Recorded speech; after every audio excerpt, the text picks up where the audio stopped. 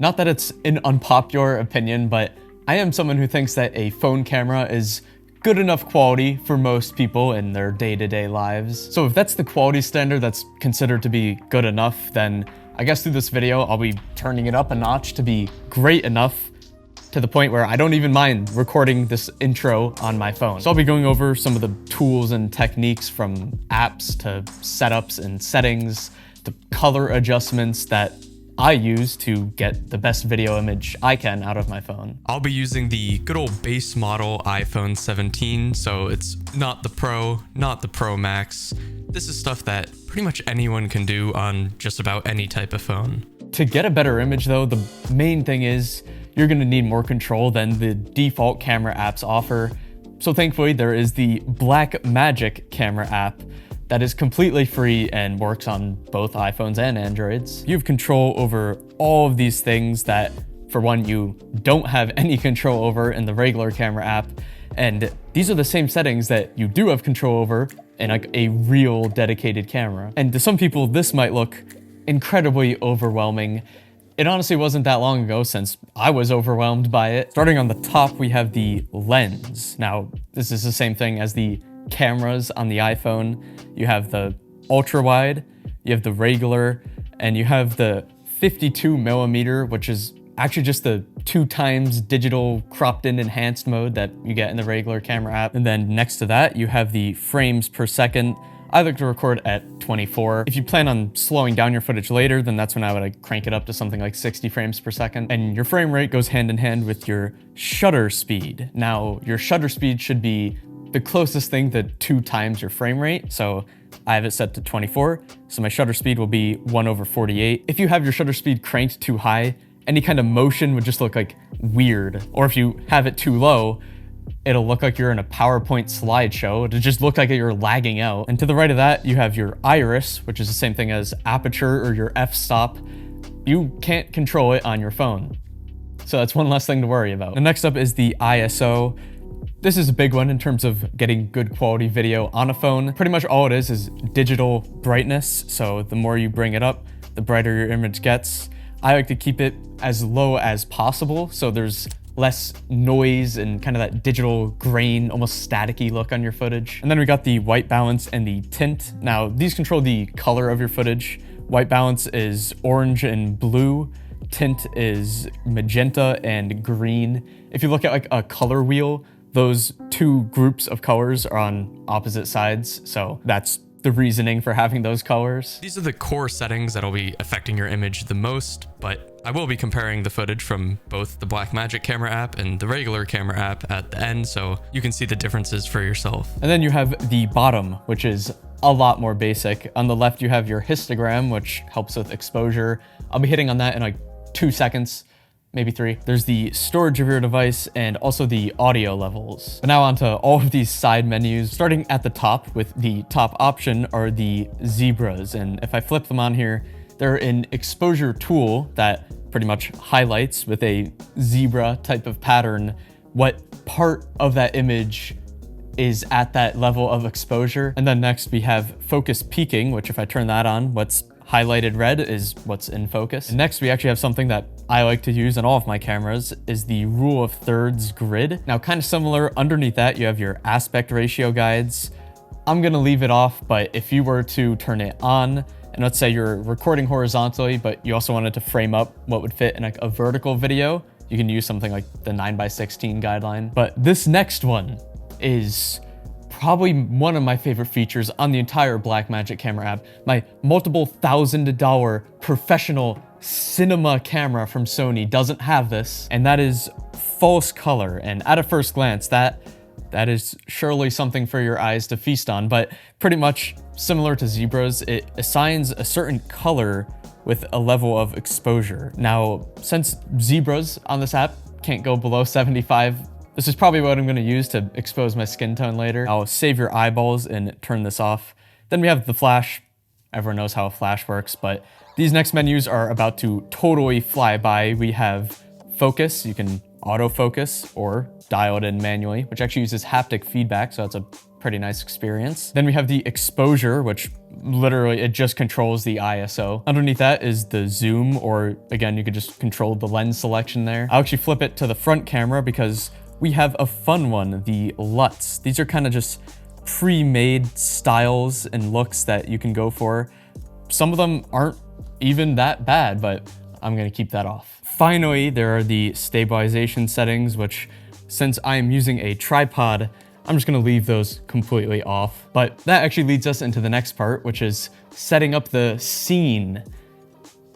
It's my parents' living room. So for this type of shot, for like a YouTube video, when you're talking directly to the camera, I think it's good to keep it at like eye level. And since I turned on that grid, we can actually use it. I like to keep my eyes kind of aligned along that top third bar, as long as all of my head is in frame. Angle-wise, instead of just having it straight, I do like to angle it slightly, and then also put it on the opposite side that I'm lighting my face from. I have some pretty nice lights.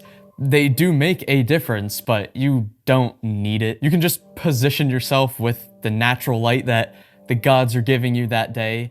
Or if you have like 25 to 30 bucks laying around, you can pick up one of these. This is like a 5-in-1. Oh God. Like if you take the sheet of diffusion and this 5-in-1 reflector and put it right up against a window with sunlight beaming on you, that'll look pretty nice. Soft light generally makes human subjects look better.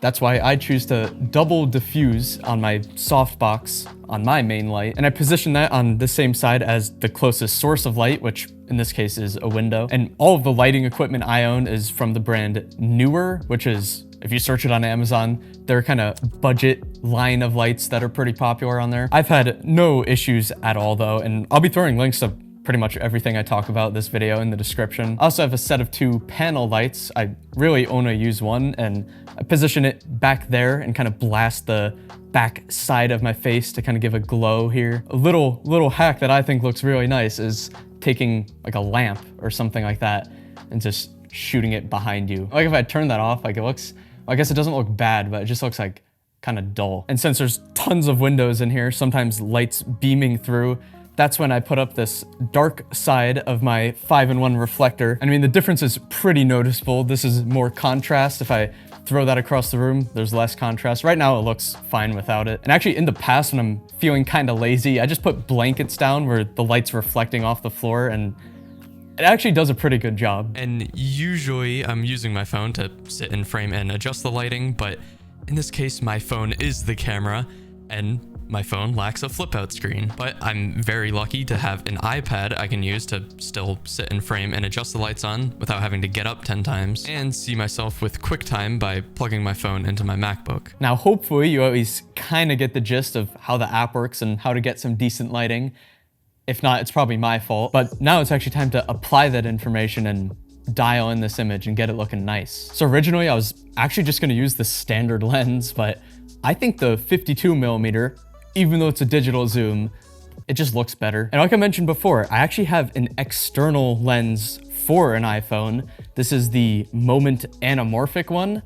I've never tried this. I had it laying around for like 3 months. So I'm gonna get an extra couple shots with this to see how it actually looks. Now for exposure, I was gonna use zebras, but they don't go down to the point that I usually use. So instead, I'm gonna use the feature that I just love, the fact that this has false color. Okay, so sitting down here with both of my lights off, you can see my skin is a little below where I want it. So I'll turn on this light. That looks a little too bright, and I'll dial it down. I just want to get the pink just enough. Something like that. I think that looks pretty good. I'm also going to turn on like the back hair light right there. I think that kind of looks good there, getting that pink and light gray on this back side of my neck. So if I turn that off and give it a check. Oh yeah, look at that. That's looking nice. Oh, I had that on the warm setting. That's what you can't really tell color too well in false color. Now it's on white. I think that looks a little better. Okay, so this is with both of those lights off, and then this is with both of those lights on. I think that makes a nice little difference. Now let's take a look at the white balance. Might subtract a little bit more magenta and the tint. And the final stretch here, the last few settings to double check, is in the record settings, the codec. I'm gonna keep it on H.264 and make sure the bitrate's set to max. That's my preference. And after I make sure we're in 4K and Rec. 709, we're finally good to go. All right, so I'm gonna record a few different variations here, and I'm gonna make a few editing adjustments to hopefully really take it up even another level, and then compare everything side by side. So, I mean, you can make the decision for yourself if all of this extra effort is even worth it.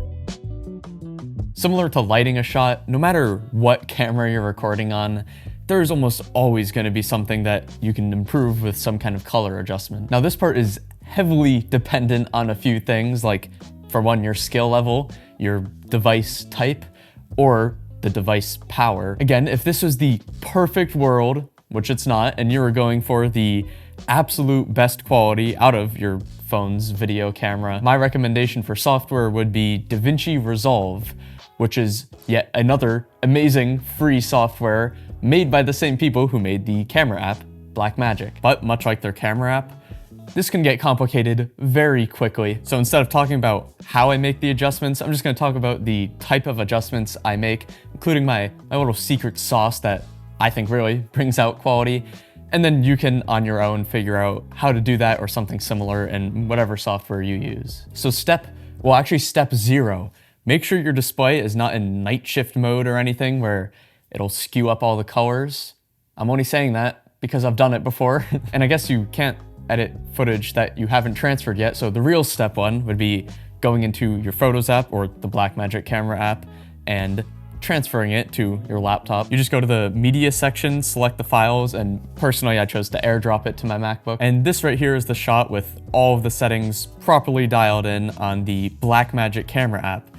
That looks really good. But like I said, I still think I can make it better. So in terms of corrections I want to make, like honestly, my skin is looking good. There's a nice bit of contrast here. It's a little close up, but I think we could add a touch of sharpness. And in terms of like general color, like the blue lights look good there.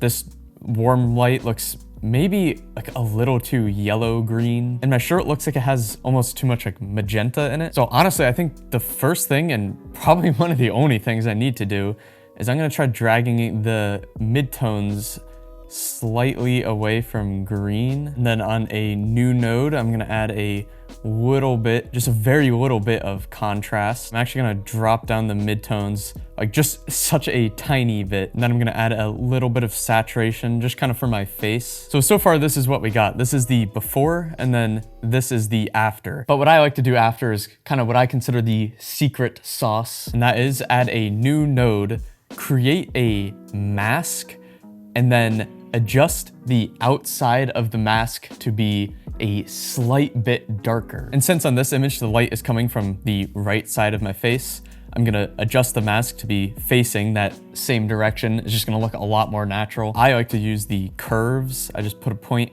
kind of in the middle and kind of feel it out, lowering it, making sure it looks normal. And if we turn it on and off, look at that difference. And the last thing I'm gonna add is sometimes phone footage looks a little soft. So I'm just gonna, again, zoom in nice and uncomfortably close to my eyes and just add a very little bit of sharpness. But now for the full before and after, you know, I'm no colorist, but I at least think I didn't make it worse. So I'll just copy and paste these adjustments to the other clips, and then we're gonna take a look at everything and compare it. Okay, so first up, without any of the lights on or any of the editing, this is the Blackmagic Camera app versus the iPhone camera app. Something that's very noticeable off the bat is how much more zoomed in the iPhone's app goes. And I believe that's because we turned off the stabilization in the Blackmagic Camera app, so it actually gives us significantly more space here. The Blackmagic app looks a lot more real in terms of colors and kind of like skin tone. And then the iPhone app, it looks kind of yellow. So in the Blackmagic app, going from no lights to both of the lights, to the backlight, to the fully edited image, I think that's really, at least to my ability, getting the absolute most I can out of this camera. Now for when I use the anamorphic lens, what's very interesting here is I changed none of the settings, and this is the shot. Look how much wider that is. That is impressively wide. Look at all the space on the right and left that you just don't get with the regular lens. I do think looking at my face, it looks a little bit softer and as if it might need a little bit more light. So I think in the future, if I plan on using that anamorphic lens, I'll definitely adjust the settings to make it better. But you get that widescreen look, which, I mean, that looks awesome. And finally, here is the regular iPhone app with all of the lights on versus the Blackmagic Camera app with all of the lights on, all of the edits, and all of the adjustments. I think in all of the ways, the Blackmagic app just looks better, from just like colors to contrast to exposure. It just has a much more natural, organic look to it. I also think that for everything I implemented, you could do that on its own and it will still make a difference. Like if you were to only use the default camera app, it still looks better if you add the lighting. I mean, you can make the decision for yourself, but I do think that the extra effort's worth it. Actually, let me know if you want to see more, I guess, like creation breakdowns or whatever you would call this, but feel free to subscribe and thank you for watching.